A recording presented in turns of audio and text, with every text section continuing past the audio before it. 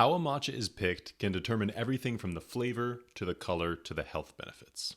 In order to produce premium quality matcha with a vibrant green color and a smooth flavor, it needs to be picked at the right time in the right way. In this video, we're going to walk through the Matcha Harvest and explain how the leaves used to make matcha powder are picked. This video is an excerpt from our book, Matcha Masterclass, which is 150 pages containing everything you ever wanted to know about matcha tea. If you want to get the full book for free, you can just sign up to our mailing list by clicking the link in the description below. But before the leaves can be harvested, we have the shading process. One of the steps that makes matcha unique from other types of tea is the shade growing process, where the tea plants are cut off from sunlight in order to improve the flavor of the leaves. This is done with a special type of netting called kabuse. When a tea plant is cut off from sunlight, it produces more chlorophyll to compensate for the lack of sun energy. What makes the tea plant unique is that it also produces more caffeine and theanine. Theanine is responsible for a lot of the sweet and savory flavors in a matcha, and this is the farmer's primary reason for shading the plants. But shading the tea plant doesn't only produce more theanine and caffeine, it also changes the color of the tea plant. The excess chlorophyll production turns the plant from a lighter green color to a deep jade green. This is one of the reasons why higher quality matchas tend to have a greener color. By shading a tea, you also reduce the bitter catechins. These are produced by the tea plant as it's exposed to sunlight as a natural protection against the UV rays. This, of course, is what tea drinkers want in a matcha. A sweet and smooth flavor with no bitterness. After the tea plants have been shaded for 3 to 4 weeks, the matcha is ready to be harvested. Harvesting tea leaves for matcha is just like harvesting the leaves of any other plant. You want to ideally pick the leaves at the stem so it doesn't interfere with the integrity of the leaf itself. Tea harvesting can require a lot of skill and it can be a full-time job. For matcha, you need to pick the top 3 to 5 leaves of the tea plant. These are the sweetest in flavor and the highest in nutrients.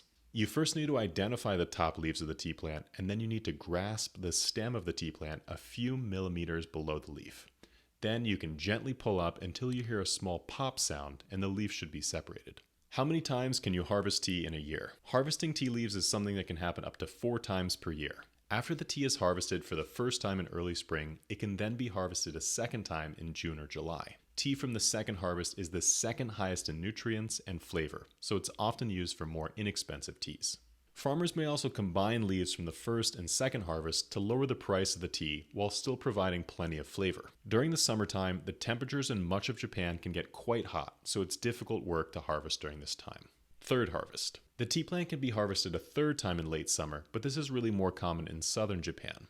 The third harvest of the plant will produce very low quality tea that's lower in nutrients. The tea plant needs sufficient time to pull nutrients from the soil, and when it's harvested in such a short amount of time, it's unable to produce as strong of a flavor. Fourth harvest. In mid-October or mid-November, some tea plants will be harvested for a fourth and final time. This is known to some as akibancha, or fall harvest. Some farmers choose to sell this tea to customers, but farmers like Mr. Watanabe in Yakushima have a different plan for the leaves.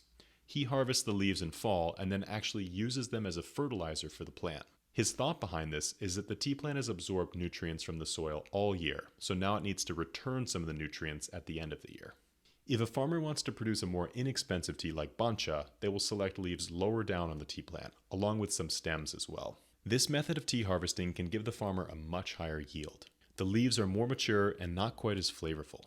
The more mature leaves of bancha are lower in caffeine and they can produce a quite pleasant citrusy flavor with notes of cereal, popcorn, and wood. How are the best leaves selected? If you're producing a premium quality Japanese green tea, it has to come from the first harvest. The tea plant is harvested up to 4 times from April all the way to November, and the quality declines with each harvest.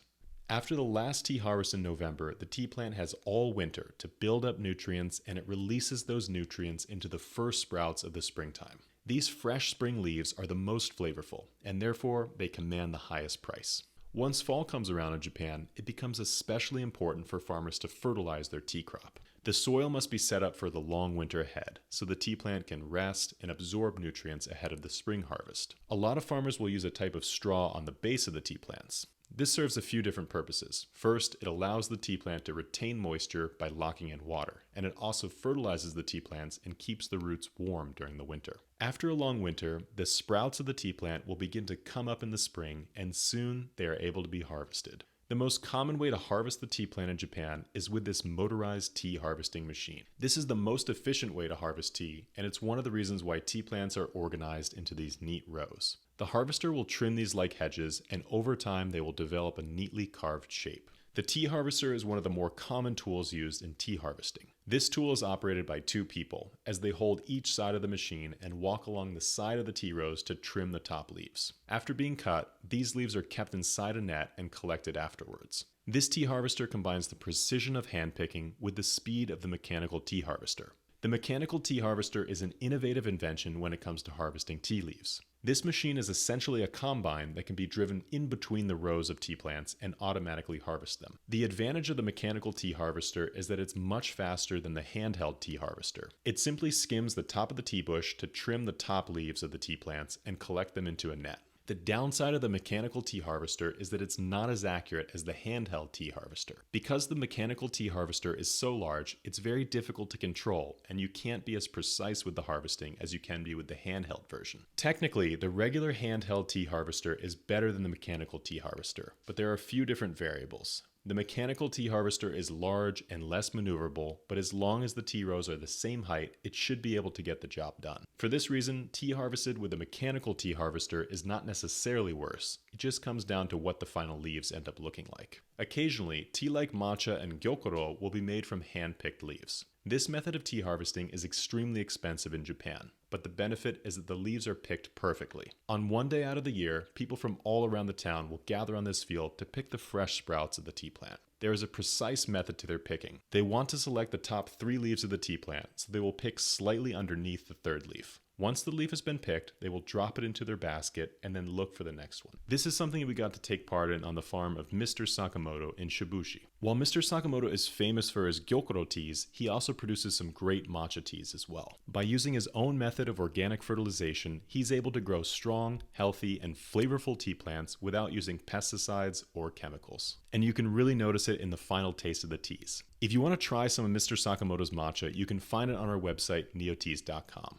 Just look for the Sakamoto Sai matcha and the Sakamoto Hime matcha. In the next video, we're going to talk about how matcha is processed, from leaf to powder. But if you can't wait that long, you can get the full book, Matcha Masterclass, by signing up using the link in the bio. Until then, we'll see you guys next time.